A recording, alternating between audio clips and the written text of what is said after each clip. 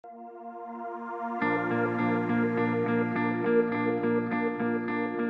to 28 Days and Beyond. The show where we talk about our history, our heritage, and our culture. I'm Amari. I'm Kharisma.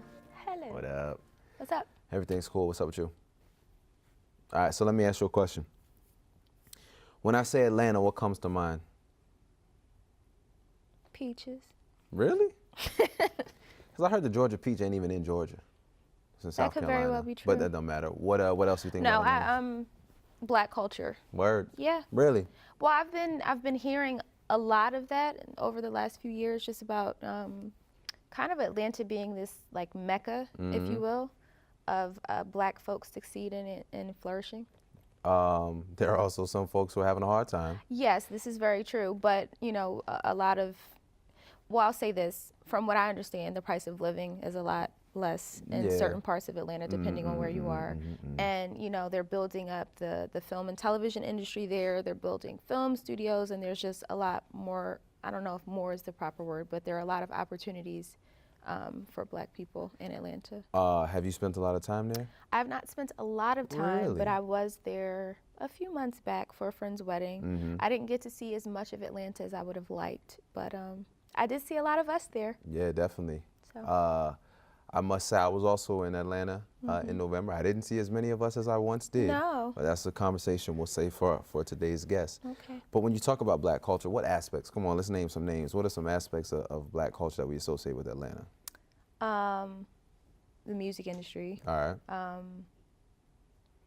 I'm drawing a blank. Come Help on. me out. Help All me right. out. Well, I mean, you know, we go at, of course, everybody's favorite rap duo. You know what I mean? Okay. Yes. The Cast, you know what I mean? Outkast, and the whole Dungeon Family crew. Jermaine Dupri, So Def, and you mentioned, you know, LaFace Records, right? Yeah. Babyface and L.A. Reid, who really came to Atlanta when there was nothing there, and really built that themselves. Yeah.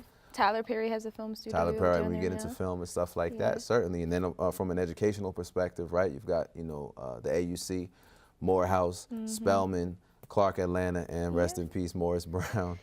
You know, but right, it's definitely a bustling place of, and historically has been, right? This is the birthplace of Martin Luther the King, right, Jr. Yeah. It really has a strong place in Black history and culture. Yes. Well, our guest today, Yep. Kennedy Benjamin, is going to be talking to us about Atlanta and Black culture as a whole in that particular area. She's from the area, so she would know. That's what's up. So we're going to ATL, take, shawty. Yeah. ATL from the A. Yeah. So we're going to take a break. Is that what they do? Probably not. But we're going to take a break, and we'll be back with more 28 Days and Beyond right after this. Welcome back to 28 Days, and we're here with Kennedy Benjamin. Welcome. What's up? How are you guys? What's the latest from the A? I don't know. I go to school up here now, so okay. I'm kind of away from all of the madness. Okay. Well, Amari asked me when we first started, you know, when I think of Atlanta, what do I think about? And I haven't spent a lot of time there, but as a native Atlantean, what would you say? I would say the biggest thing that I'd like probably took for granted being from the city is like the importance of like Black wealth and being around it. I noticed coming up here, going to Villanova, that being around Black intellectuals and Black doctors and lawyers and just Black people that drive nice cars in general puts your mindset in a different arena than I would say other regions of the country. Or how so? I think for me growing up, it really conditioned my mind like the white man can't break you type mentality. Like being in a class full of white people doesn't bother me up here just because I come from the South and I come from like people overcoming adversity. Like watching civil rights activists just be in your space puts you in a different kind of mindset. Yeah. You know, it's really interesting that you say that because I've spoken to a few folks from different cities in the South where obviously, you know, segregation has a very strong legacy. So it made it to the point where, you know, you would have there are people who say, oh, I didn't have a white doctor until I moved to the North, right? Because you had lawyers and doctors and, you know, trash men and everybody in the same neighborhood, right? And that's one of the byproducts of it is you have a higher sense of self-esteem and self-value because you've seen it work, right? As opposed to, you know, growing up in, you know, where I grew up in New Jersey, it's like, no, all we see is, one thing. So of course we're looking at them differently. That's kind of the thing. Like when I got up here, like the racism conversation it still sounds like a shocker for people. It's not like fact. Word. It's like, oh my goodness, we are black and they are mean to us. And I'm like, that's been a thing. Yeah, Like this is not like, so how do you shift the fact is what I'm trying to figure out. Yeah. And I think a lot of it is like those socioeconomic barriers. Like it was hard for me to connect with black people up here just because we grew up differently. And so it's like the inner workings, not necessarily the big problem as a whole. Why do you think Atlanta has become a place, or has this rich history of being a place where there is so much of a strong black community, and where education and wealth is something that you said you saw so readily available? It all goes back to the civil rights movement, I think. It all stems back to that. The city gave us a way to promote black people kind of got it going on.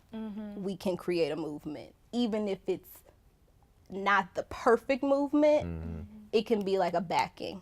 And I think a lot of it, I mean, you brought up Outkast, like having a stance in the South as just Outkast got something to say. The South got something to say. It puts it conditions your mind, like really. And that's what I think this country as a whole needs, like a little bit of that Atlanta conditioning instead of just, we are the minority. Like we shouldn't have to just make being black all about being disadvantaged. It doesn't have to be that way. I mean, I think that's an excellent point. Especially because, like, so right on the Source Awards, right, Outkast won this award, and this is at a time when, because now, Southern hip hop has basically changed the face. That is the face of hip hop. Now everything we're hearing now, that comes from the South, but there was a time, right, when we weren't checking for nobody from the South, right, and it was the success of Outkast that really opened the world up to everything else that the South has going on. So what I hear you saying is that that Outkast was able to do that because they were from Atlanta and this legacy of sort of a self-awareness. That's what's up. That's what's up. Well, listen, Kennedy, we'd love to talk more about this, but we got to take a break. So we'll be back with more 28 Days and Beyond when we come back. Welcome back to 28 Days and Beyond. We're here with Kennedy Benjamin. Yes. So, Kennedy, one of the things that we know is happening in Atlanta, but also, all over the country, is gentrification. Atlanta is becoming a little bit different, right? What do you have to say about that? How have you seen that playing out? Well, my friends, all the time, I rep the city so much that when they bring up, like, you see how they treat your poor black people, it's like, yes, I see it. Yes, it's an issue. But then I think back, and a joke in my family all the time, like when we ride through the nicest parts of the city, is like my dad says, this is cotton money. This is cotton money. And to shift the conversation of, I mean, it's really hard to break industries that were built off of us and our, just labor. So, yes, gentrification is a bad thing, but overcoming it is tough when it started out as money that wasn't ours. To begin with. See what I'm saying? Right. To begin with. So I think there are enough wealthy black people in the city today that they can kind of shift if we all are on the same mindset. I think in the black community, ego is a bad the ego can really mess up a movement. And so once we stop kind of with the greed and, yes, we are the wealthy black people and we need to stay away from the poor black people instead of let's buy up all the property in the poor black neighborhoods and help the poor black people. Then I think it can overcome that challenge. Are you seeing a shift where more of that is happening, or? It's hard for me to see because I go to school up here. I mean, I talk to my mom a lot about it. It's a tricky dynamic because you're in a place where we have a black mayor named Keisha. That's something that is not like, you know, Yeah. a thing in this country. But then we also have issues of our former mayor is fighting, you know, cases about embezzlement Right, of and, course. you know, Yeah. you know, messing with the city's money and cutting off deals with his inner workings and his people. So it's all like the exterior and the interior has to be like showcased. I don't think it's just like we're being gentrified because white people are taking over. Right. It's not that kind of thing. I don't think it is, from my perspective. Yeah. You got somebody else that makes it something different. But I mean, you know, because the South in general is increasingly more and more attractive because places like New York and D.C. Are becoming unbearably expensive. I know a lot of folks, you know, moving from LA to Atlanta. One, because of the developing film industry is cheaper out there, so on and tax so forth, credits right? and So tax all of breaks. that is going to create a situation where people are coming in. I'm curious as to how that can challenge this culture that you say is already in place. It irritates me as somebody whose parents is from the city, grandparents is from the city, Word. as how the culture can get shifted. But I kind of need to untrain my mindset, because if the culture can be shifted to help more black people everywhere, then like can't be greedy, you know, kind of thing. So I think that the city expanding and having all these new people come in really can be a good thing if we hold true to like the value of what we built off of. If we get all these people from LA moving because it's a cheaper way of living and the city just like changes dramatically. But I don't think that's gonna happen, just because of I know Atlanta natives take Atlanta very seriously. Okay. So Yeah. It's interesting to hear you talk from a place of power. And I wish I could say that I saw more of that in terms of like how we're speaking about black communities and how we uplift each other. It's really refreshing to hear.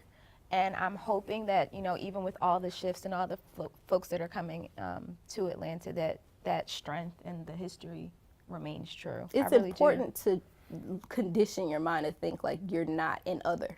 Yes. Like we're all a part of the same world. Like it's not like we can't do the same things that we've been conditioned to think that we're like just these different creatures. No, we're not. It's just It's not true. yeah. That's Well, it. Kennedy, thank you so much for joining us. We really enjoyed your conversation. Right. We'll have to take a trip to ATL soon. You should. Greatest city in the world. We'll be back with more 28 Days and Beyond right after this. Welcome back to 28 Days and Beyond. Kharisma, Amari. ATL, Yes. Hot Atlanta. Hot Atlanta. Well, only people not from there call it that, I guess. Yeah, I think that's not a thing. Word. Like for people that actually are from Atlanta. Yeah, Kennedy was putting it down, huh? She did. Yeah. I really enjoyed seeing like the pride. Yeah, it was. Well, You know what yeah. I mean? Yeah. Just the pride and just this idea of community, specifically in that area, and black people empowering each other. And, you know, just even the hope that even with all these changes that are coming to Atlanta with people that aren't from there, maintaining that ideal. Yeah. think I it's mean, cool. yeah, that's certainly what's really stuck out to me most was like, yo, you know, it was clear that this community, this city, but you know, the community in which she was raised really prepared her for the world, to the point where she would be able to go into different places and still be like, yeah, but come on, I'm from Atlanta, what's I'm up? from You know Atlanta. what I'm saying? So I thought that was really cool. And something she said we need to start thinking not in the frame of mind of, you know, we're less than. Yeah. That's really right, important. Right, definitely. Which goes for obviously beyond. Way Beyond beyond Atlanta, Atlanta, but like exactly. just Yeah, across yeah. the board, it's really Yep. important for us Certainly to do that. so. And sidebar, Yeah. I just heard that they opened up a dope vegan spot in Atlanta. Just one. Well, one that's getting a lot of press. Nah, they've got quite a few down there. Black owned. I mean, that's so. And that's the thing, One of the black things, right? owned. Exactly. We talk about, you know, black owned businesses and so on and so forth. Man, when I go to Atlanta, I guess besides like, you know, whatever airline I'm flying in on or the car Yeah. rental, but the point is like that's a place that you can be and you can really be able to support all different kinds of folks, from, you know, from artisans to, you know, to chefs to whatever. I mean, I really enjoy the city, man. I've spent a good amount of time when I was living in New Orleans. We would be up there on the regular, you know, and just engaging with people. It's not only, you know, the cultural side of things, but there are also folks, a lot of activism, folks who are committed to, you know, the liberation of black people down there. I think it's a wonderful city. It is. Yeah. One of my friends is down there now, and he's saying all these opportunities that have come his way since he went to Atlanta, and he's flourishing. He's an artist too, so it's like. That's what's up. So yeah, we got to take a trip. I'm saying we get that 28 days budget right. We be first class. It ain't gotta be first class. I mean, it's only right if it were, but if it. This has been another episode of 28 Days and Beyond, where we talk about our history, our heritage, and our culture. We'll see you next time. Peace.